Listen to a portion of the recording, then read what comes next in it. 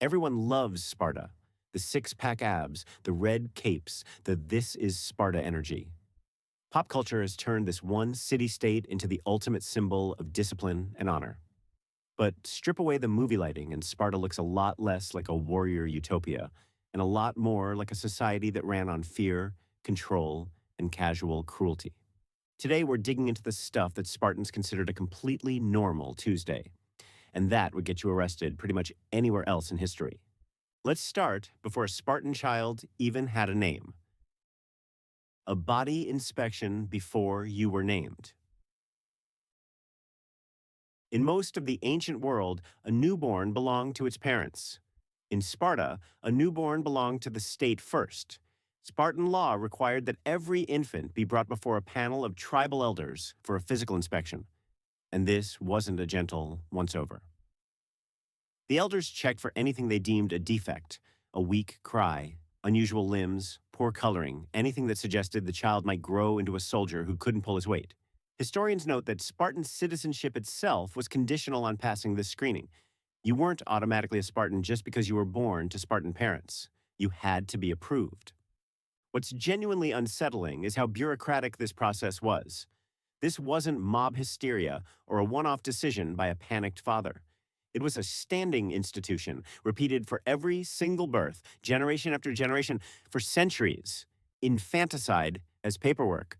And Sparta didn't only call for physical weakness. Ancient sources suggest that boys born into the wrong family circumstances, or even excess daughters in lean years, faced the same cold calculus. The goal was never compassion. It was inventory control for a military machine. Marriage by kidnapping. Here's one that rarely makes it into the documentaries. The traditional Spartan wedding night involved a staged abduction. A bride-to-be would have her head shaved and be dressed in men's clothing, then left alone in a dark room. Her groom, fresh out of the barracks, where he'd been living exclusively with other men since age 7, would sneak in, capture her, and the marriage would be consummated in secret before he slipped back to his military dormitory before dawn.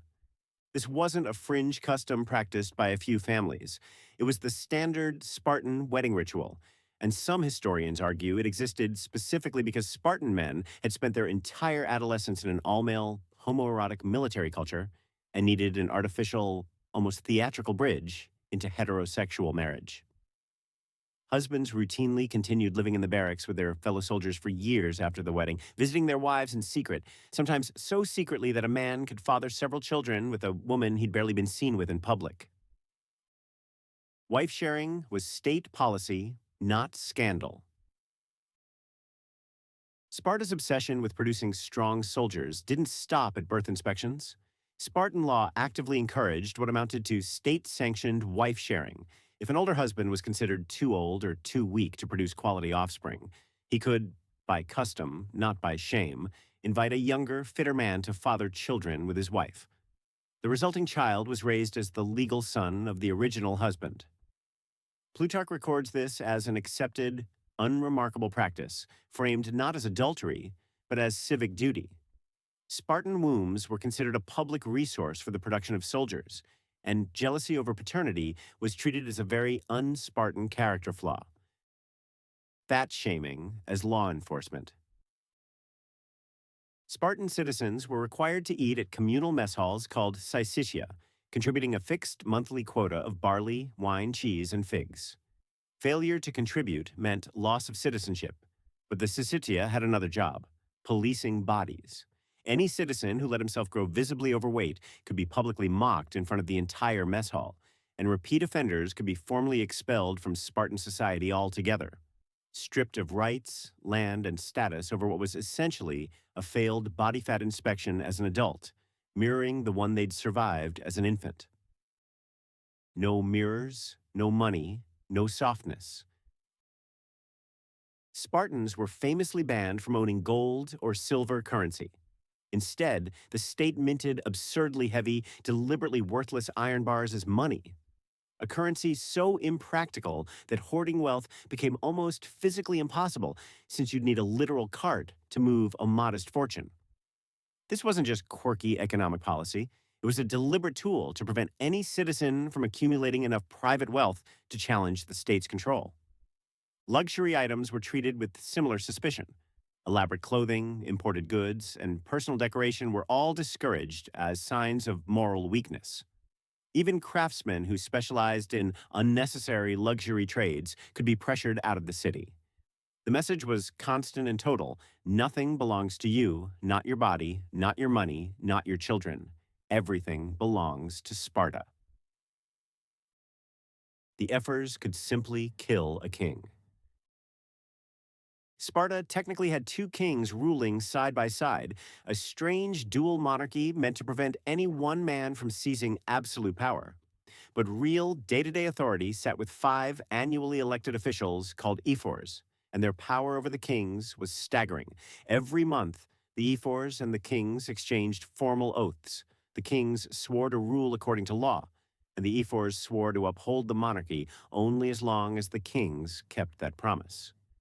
If the ephors decided a king had broken faith, they had the authority to put him on trial, fine him, or even engineer his removal, and Spartan history records multiple kings who were exiled or died under deeply suspicious circumstances after crossing the ephors. For a society so obsessed with hierarchy and obedience, Sparta's kings were remarkably disposable. Disability was political, except when it wasn't. The Spartan obsession with physical perfection didn't apply evenly. King Agesilaus II, one of Sparta's most celebrated military leaders, was reportedly lame from birth, a condition that, under the infant inspection system, should theoretically have marked him for exposure. He survived and eventually ruled for decades, a glaring contradiction that historians still debate. It's a reminder that Sparta's brutal rules were never applied with pure consistency.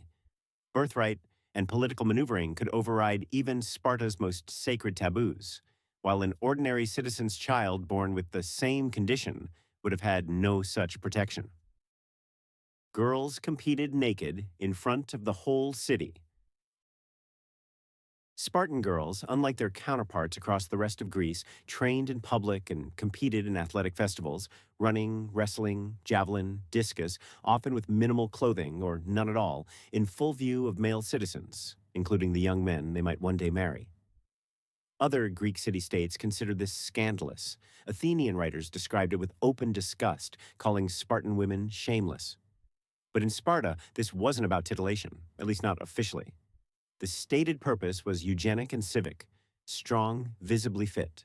Young women were believed to produce strong sons, and public display let the community and prospective husbands assess a girl's physical fitness the same way the elders assessed newborns. A woman's body, like a soldier's, was treated as state property to be evaluated, not a private matter to be shielded. This same logic extended into adulthood.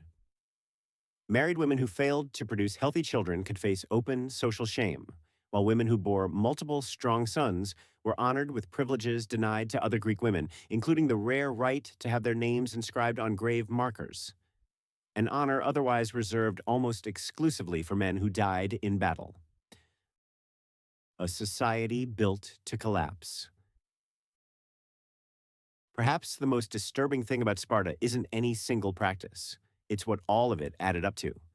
The relentless culling, the enforced childlessness of men stuck in barracks life, the discouragement of wealth and family stability, all combined to shrink the actual pool of full Spartan citizens over time, a demographic decline the Greeks themselves gave a name: oliganthropia, the scarcity of men. By the time Sparta faced its major military defeats in the 4th century BCE, the city that had built an entire civilization around producing perfect soldiers could barely field enough of them to defend itself. The machine that was supposed to make Sparta invincible forever had quite literally engineered its own extinction. So was Sparta the disciplined warrior paradise the movies sell us, or a totalitarian experiment that consumed its own people to keep the illusion running? Let us know what you think in the comments and tell us which ancient society you want us to dig into next. Thanks for watching.